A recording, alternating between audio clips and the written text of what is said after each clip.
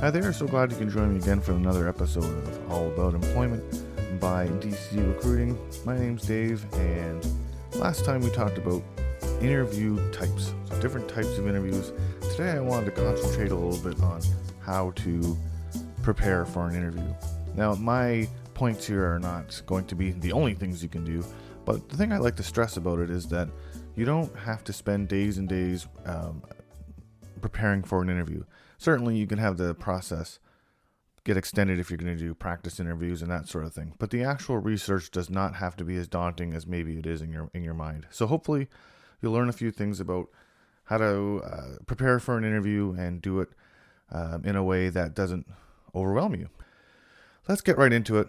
The first thing that I recommend you do is to study your resume. I think I mentioned this in the other podcast or in the other episode 1, but it is very important. It's worth repeating. Study your resume, know your resume cold. It may have been a while since you read it, and there's a good chance that somebody else has either edited it, or that they wrote it for you, right? So you may not be super familiar with your own resume, but you need to be. Have some stories that you can tell about each different experience. And of course, if you've worked at the same place for a long time, then maybe you've had different roles, so it's the same concept, right? And if you've never worked before, then like if this is your first job ever, or if it's your first job in your field after graduating school, perhaps, or from an apprenticeship, or from a pre-apprenticeship or something like that, then what you want to do is you can use some experiences from your school. I mean, there's no problem with that. So don't assume, though, that your most recent experience is the one that interviews will key on. That's sort of the underlying point that I'm trying to make here. When you get to the interview setting, it could very well be that the interviewer wants to talk about maybe the third job down. And if you haven't studied and have some stories and examples or at least brush up on what you did there, then you could end up in a little bit of trouble. And as an example, I mean, I can remember from personal experience when I started applying for jobs at a school, I had been a manager at a fast food place, and that's all they wanted to talk about. Like, oh, you're a manager. And really, I mean, when I thought of it, I was like, well, I just worked on the weekends, like I just was not a part-time manager. I mean, it was part-time hours, but I wasn't a career person there, but that's all they wanted to key on. Just keep that in mind. Employers may want to talk about a job that you did 10 years ago, or ask you to provide examples from a job you had 10 years ago, and you really want to know what they are, and you really want to have studied your resume. Now, from your resume as well, you'll undoubtedly have an education section. Just make sure that you can explain exactly how your education contributes to your competency for the job. Very important that you can say, I learned how to do this, and this is why I'm going to be able to do the job at your organization, right? And also, too, don't assume that a lack of education is a bad thing. I mean, if you didn't go to college or university, that doesn't mean you can't do a job. Make sure you can always bring a positive out of a potential negative situation. For example, if you didn't complete high school because of a life-changing reason, for example, let's say you had to care for someone or whatever. I don't want to go into too many examples, but I mean, if something happened that prevented you from being able to finish even something like high school, then you can, without going into too many details to a perfect stranger, you can say how that experience helped shape you and helped make you feel like you could do the kind of job that you're applying for. Again, I mean, it is what it is. Some jobs are, maybe they won't accept you if you don't have at least high school. But if you don't have high school, and it is a place that I don't want to say is okay with it, but a place that is willing to really train, then yeah, just try to, if you can, because you can't always, but try to pull a positive out of a potential negative thing on paper, right? The negative thing on paper is that you didn't graduate high school, but the positive is you learned a lot, you went through something, and it helped make you the person you are. It makes you a good fit for their place of business because of that experience. Last thing you should do when you're studying your resume, of course, is to really take some time and identify transferable skills. If you're not going back into the same field, if you're trying to change fields, then you really want to be able to identify items that will make you a good fit at a new place. For example, I think I mentioned in the other episode, but it is important. I mean, if you've had a lot of customer service skills, let's say you worked in in the restaurant industry and you have a ton of customer service and interaction with but with patrons, then you can say, well, I can very easily transfer that to being able to talk to customers that want to buy your products, for example, right? So that, just make sure that you take some time to do that, to just highlight the transferable skills, because it can really set you apart. I mean, if you have, the basic qualifications for a job, but yet you have a lot of experience doing something else that will help you, well, there you go. I mean, you want to be able to easily, in an interview situation, you want to really be able to easily reference that. So that's why you study your resume. All right, moving along, we also want to research the employer when you're getting ready for an interview. So find out more about the company culture. Are they a strict hierarchy? Are they more relaxed? And one way you can really get to know that easily is to know somebody that works there. That would be the ideal situation. If you know somebody that works there, you can get all kinds of information. Another way that you can learn about a company is, and some of it you have to take with a grain of salt, but you can learn a lot from reviews on Indeed, for example, or anywhere else, like even on their company website if they have them. You can read all kinds of things about the company. So just understand that some of it might be exaggerated. I mean, whether it's ultra positive or ultra negative, just go in with the assumption that whatever the top comment is and whatever the worst comment is, they're probably somewhere in the middle, and that's an easy way to get some information about a company. You also want to learn as much as you can about what the company makes, what services they provide, how they provide them, any information like that. So if it's a manufacturing place, learn the process. You might already know it if you've worked in similar place, but there could be little differences. If they offer services, learn about how they deliver the service if you can. You don't need to be an expert, of course.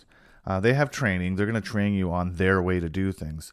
But if, any inside, or not inside, but any information you can get ahead of time can help you stand out in the interview. Another thing that you may want to take some time to research is how the job you're looking for, or have applied for, how does that fit into the process of the company? So if you're going to be an HR person like me, how does your role fit in with production, or with, accounting or accounts receivable? Or is it a very small company, and are you going to have to not do HR one day, and help out, do something and do something else? So learn about those kind of things if you can. It's always if you can, right? Sometimes you won't be able to. But if you learn about how your role fits in with other people, you'll have a good idea going in, potentially, what the inside things of what the employer is looking for, right? And if it's a small place, then they're looking. I think they'll probably always be looking for a team player, but it's even that more important if it's a small company. They may, it may happen where you're going to have to help out in a different department. You're going to have to use your skills to help another person out, or whatever you learn is valuable and can help you stand out in an interview, because you can give a more informed answer. And the last thing you want to do, unless you think of other things on your own, of course, but you want to do some research on what the company does out in the community, right? Do they have initiatives that they run? The example I always give when I talk about interviewing is, what if the company sponsors a local sports team or something like that? Just try to. I'm not going to go into why. I mean, that'll be later on when I'm answering answering specific questions about interviewing, like digging into specific questions about that you can be asked in an interview. But if you can identify something that the company does that really sort of speaks to you, then it can lead later on to interview gold. And I have that in my notes in capital letters. So just obviously stay tuned for why. But take some time to look into what the company does out in the community, because there could be some good information there that you can use.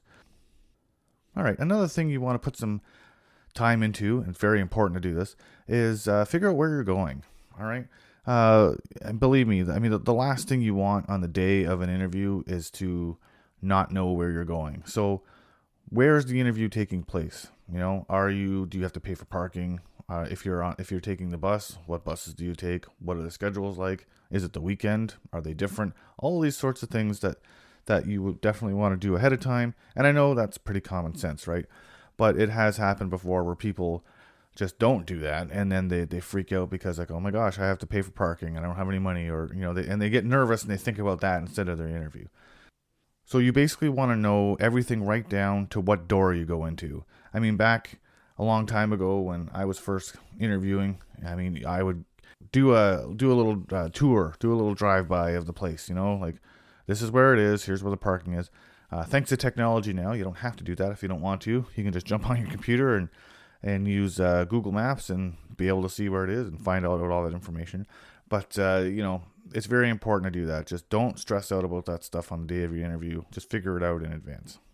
Now, of course, because of what's happened in our world with the COVID-19, some places are still doing online interviews, Zoom or Teams or whatever they're using.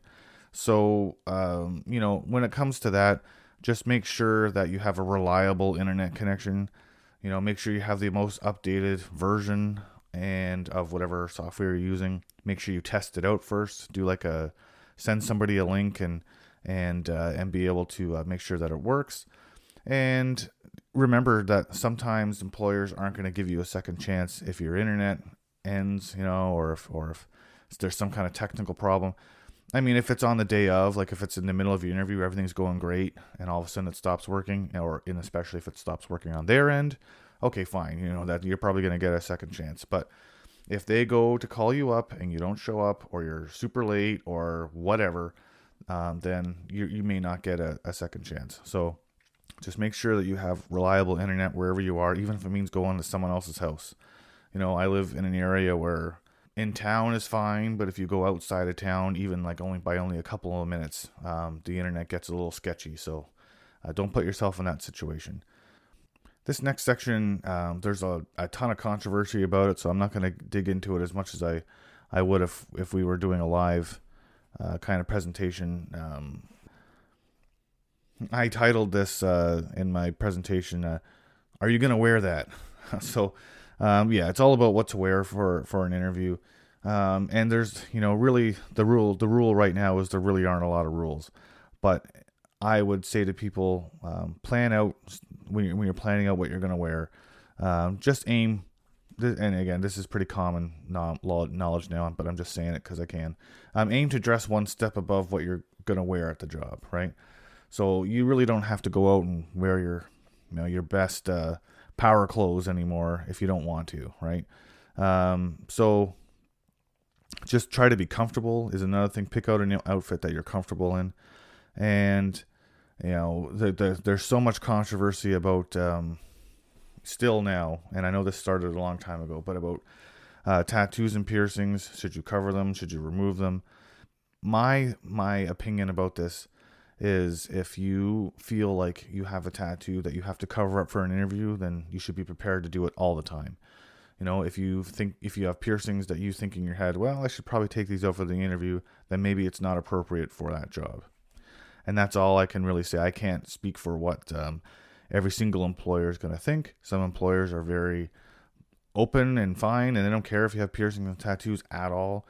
Some companies still are. So you're going to have to use your own judgment. And I say, don't worry about what the company is going to think. Think about what you're thinking. Yeah, we're getting near the end here. I just want to bring up this last thing here.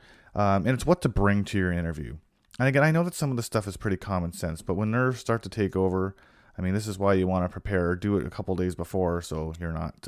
It's just automatic. You don't have to think about it. You just get your stuff and go. You want to make sure that you have enough copies of your resume. You don't know necessarily. You might know, but a lot of times you don't know how many people are going to be there in the interview. So make sure that you have enough copies for everyone in the room, and make sure you have a copy for yourself. It's another good idea to bring printed copies of your references. I know it's not necessarily environmentally friendly, but it's a lot better to have a copy of references ready to go when an employer asks than it is to say, oh, I'll send it to you when I get home. Now, this last point here is yes, a lot of people don't think of this, and I think this is a great idea personally. But make sure you bring a notebook with you. When you're going through your interview, you're going to have questions. You can scribble them down.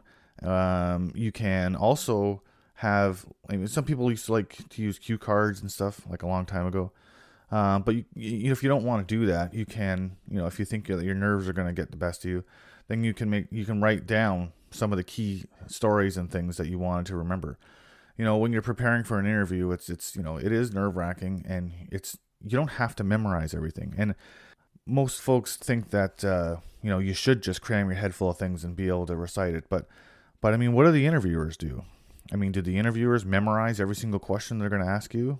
Of course not. They usually have a piece of paper in front of them with the questions that they're going to ask, and they scribble down your answers. Well, why can't you do the same thing? Interviewers want you to give the best interview that you can, even if it means you have to take a second to reference where it is you wrote it down. They're going to understand that you're nervous. And if doing that makes you give better answers, then absolutely do it. And one last thing, and I know we're in the 21st century, and I know that this is very common sense, but just a quick note on smartphones. My experience as an interviewer, nothing irritated me more on the entire world than someone's phone vibrating, beeping, or otherwise making some kind of noise.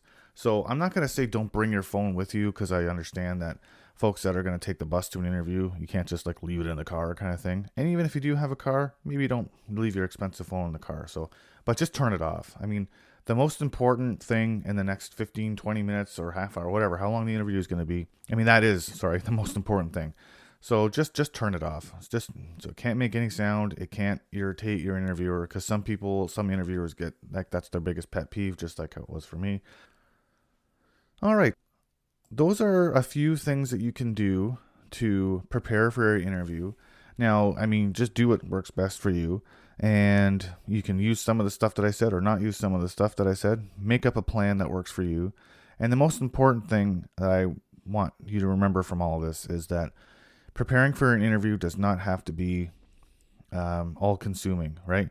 The biggest important thing to remember is that you already have the skills to do the job. They called you. They want to talk to you. They know you can do the job. They want to, if it's a behavioral type interview, then they're going to want to see how you're going to fit. How are you going to fit in with their team? And using some of the things that I said along the way here can really help, because you'll have those little sort of abstract things that maybe other people didn't think to look at. I hope that everyone's job search goes well. If you do have an interview coming up, let me know how it went. I'm always wanting to have input from people that listen to the podcast. So if you want to email me, my email address is dave.c @dc-recruiting.com, or you can go onto the website www.dc-recruiting.com and leave a comment that way if you want. But hope everyone has a great day. Good luck in your job search, and until next time, folks.